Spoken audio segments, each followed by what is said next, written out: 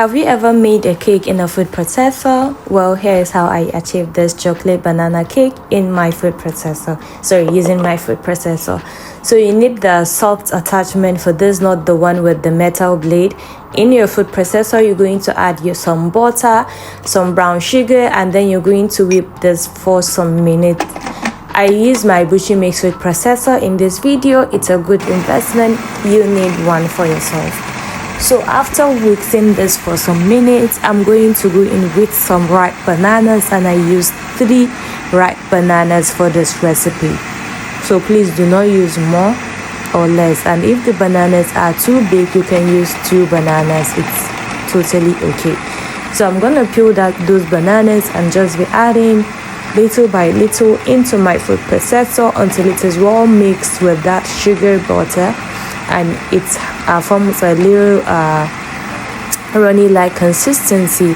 Once I achieve something like that, it is done. I'll proceed to the next step.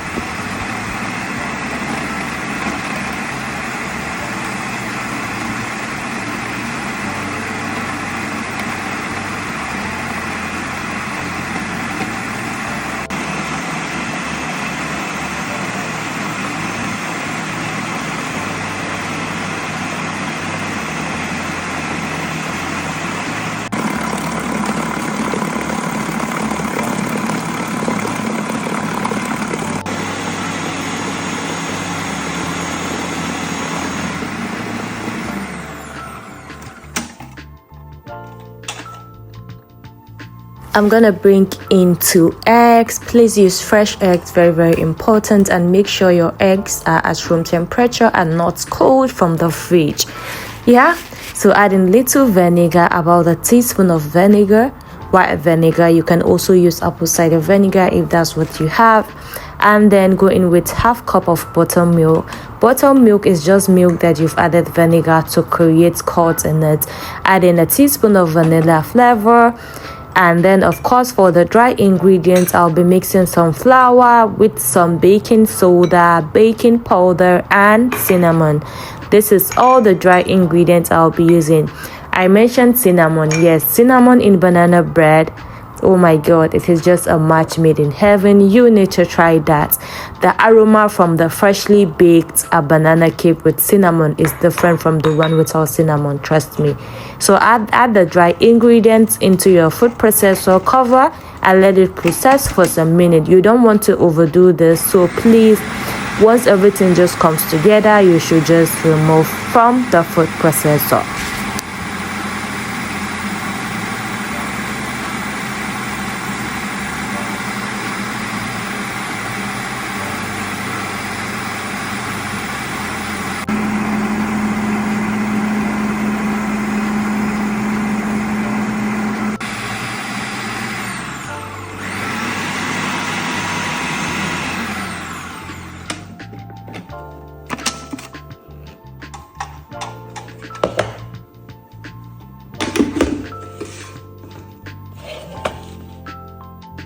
And here is the result. Lush banana bread batter without no banana lumps in this. So all I need to do here is just to use my spatula to just mix everything, or let me say gently fold everything to ensure that everything is all mixed, incorporated. And then we're going to transfer this to a silicone baking pan. You can use the normal baking pan of choice. You can also bake this as cupcakes or muffins if that's what you want, but I wanted to bake this in the silicone baking pan. So add this to a silicone or any baking pan you have. Of course, I prepared the baking pan with a little bit of butter. Add some crushed chocolate and bake in the oven for about 30 minutes at 175 degrees Celsius.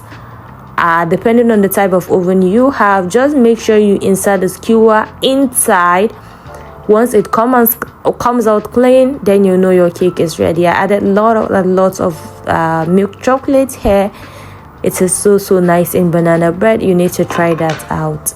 So I'm gonna bake this, like I said, at 150 to 175 degrees Celsius for 30 minutes or until the skewers comes out clean.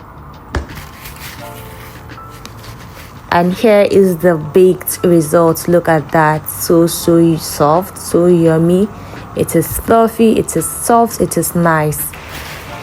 I'm gonna let that cool a bit before cutting to show you what the inside looks like.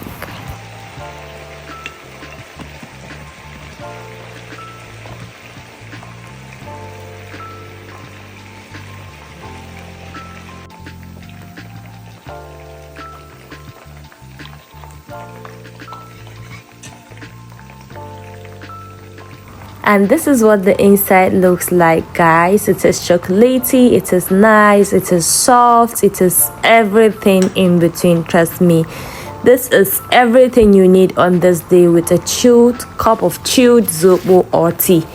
Let me know if you'll be trying this recipe, and don't forget to get your Buchi Mix food processor. Bye.